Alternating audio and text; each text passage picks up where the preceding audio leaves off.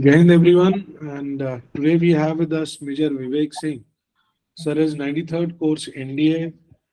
He served with the Regiment of Artillery. Then from service he completed, once he had completed his service and he was transitioning, he did his MBA from the ISB Hyderabad. Worked with a very well-known brand in real estate, which is Value-Based Housing Corporation, VBHC. That's an HDFC funded company, and now has been on his own. He has his own startup in the healthcare sector. So it's kind of come a full circle for him from one of the most structured environment to a completely new startup kind of a thing. So today we have invited him to kind of touch on various points where he might be able to help transitioning officers in their transition. So welcome to the talk today, sir. Thank you. Thank you so much, Vipul, for firstly inviting me on this platform. And if I can be of any help to anybody, that would be my privilege. And yes, 100 people logged in. So there is a cause of, I would say, worry also. Why do so many people want to leave Forge? That's the first part. But the second part is, if you have already decided that, yes, I would say it's a good beginning for you to, understand things, how they happen. Yeah. So my first question would be then, when you were transitioning, what were your reasons for basis which you opted for an MBA from ISB, or I mean, what were the advantages which motivated you to complete the admission requirements of that kind of an effort and then taking out 1 year of education? So what were the motivating factors? Okay, so the first and foremost, when I decided, that was ISB was ranked amongst the global MBA rankings as 11th in the world. That was the highest which ISB achieved at that point in time. And IIM Ahmedabad had not even started figuring in the Financial Times ranking at that point in time. And when it did, it was lagging behind ISB any which way. The second thing was that ISB was giving a much more, I would say, a better feeling in terms of doing MBA.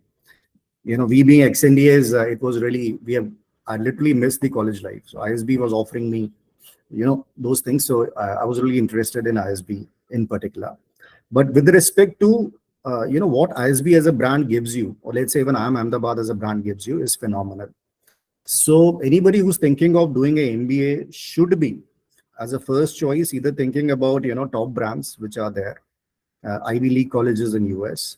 Anything less than that, I would say, would be a sort of compromise. So if you can prepare, well for these particular colleges, it is going to give you an edge forever.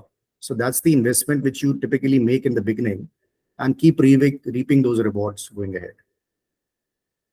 So when you say that one should prepare for these Ivy League colleges, say ISB, IIMs in India, or uh, some of the top global names, say Wharton and Stanford and all those, how difficult it is to get admission in these Ivy League colleges, and what should be generally the time and resources which an individual officer should devote so that they're able to secure an admission?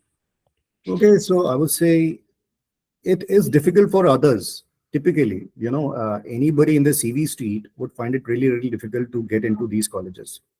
But, being a 4G, we have an advantage. And the advantage comes from the fact that, literally everybody who's applying for these MBA colleges is coming from a STEM background, which is the science, technology, engineering, and maths.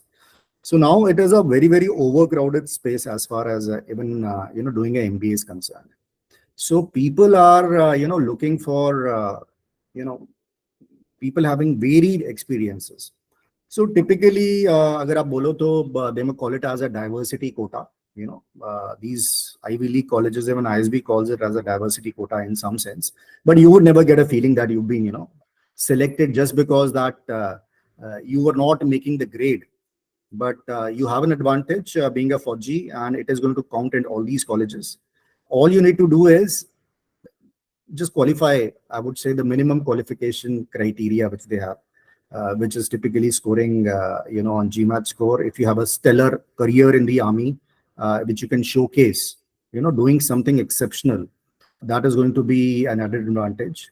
And yes, the interview and your essay writings, which is there, they carry, I would say, definitive, or I would, to an extent that quite a bit of, with respect to, let's say, GMAT score would be rating as a 40% of your overall marks, then even your essays and your interview would be carrying such kind of a weightage. So all in all, one shouldn't be only focusing on the GMAT score part of it. You need to ensure that your application is prim and proper, and whatever you have done, you are able to explain it to these guys correctly. And just by having a look at your application, they should be able to have a feel, because it's more about a feel than which application is going to cut the mark for the interview process. So anything stellar in your resume and your application is going to be ensuring that you qualify the mark.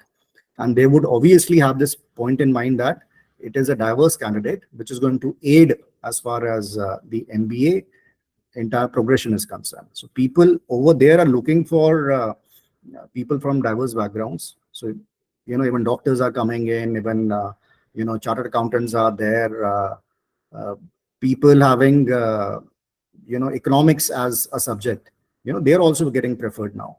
So it's a whole bunch of people. And all I can say is that you stand, as far as the advantage is concerned, better than the other, those around the mill kind of engineers who are just trying to apply. Just one small input I would like to understand here. The fact that officers get some advantage because of their background. What would be a safe GMAT score if you are in touch with the present admission requirements? Okay, so particularly there is no safe GMAT score. That is one thing which people should, get it out of their mind. So a GMAT score of, let's say, as low as 630 or 640 would also qualify, and as high as, let's say, 730 would also not meet the mark. So in terms of weightage part, which is the thing which I'm trying to, dwell on, is that it is just one particular part of the entire package which you have. So GMAT score would only qualify about 40% of the weightage. But yes, if you really want to ensure that if all your check boxes are, ticked, then probably a GMAT score of 700 plus is a good bet. So someone who puts in that kind of work, that they are able to score a 700 plus and has a well prepared application along with the essays and statement of purpose, etc., stands a good chance to get included in one of the Ivy League colleges. Yes, indeed. Okay.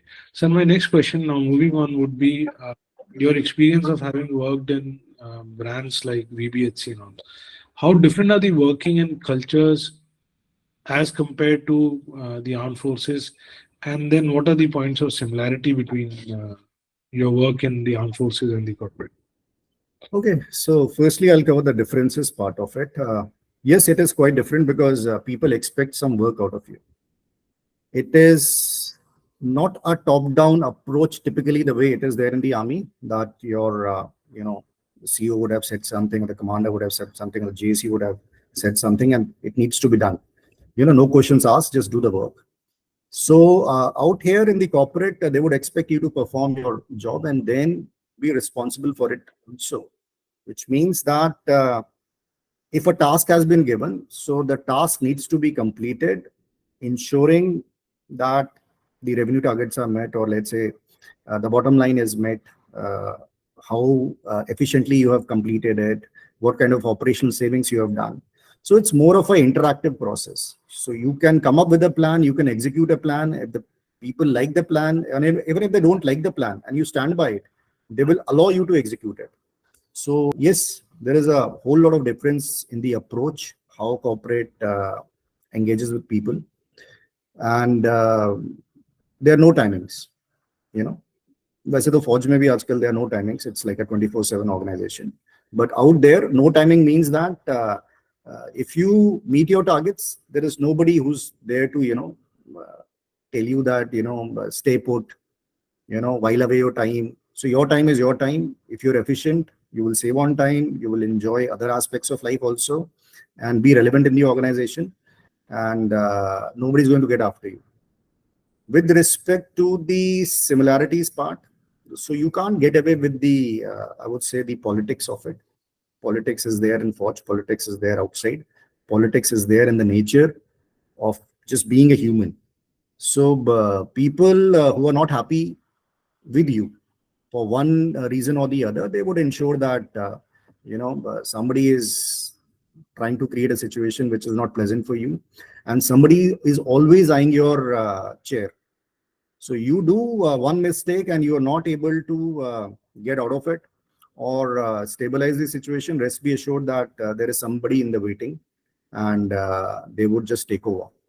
So that kind of a thing, though not typically in Forge, because Forge would only post you out and ensure that your career is over. Out here, you may lose your job also by doing silly mistakes. So the point is that just be smart enough, know your job, and with respect to other similarities, it's quite similar in a nature that you are given a task and you're supposed to be performing it to the best of your ability.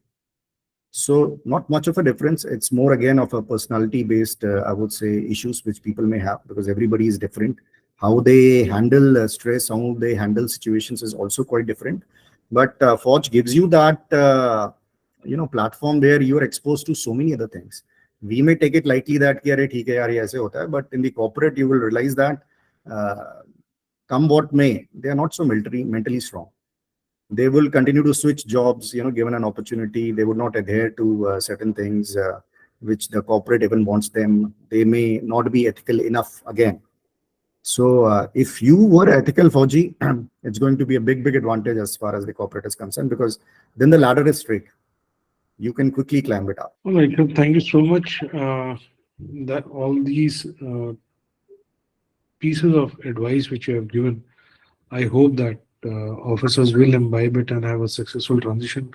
So as to sum up, spend time and energy in securing admission in a good way, so that the corporate takes you more seriously and you're given more meaningful roles.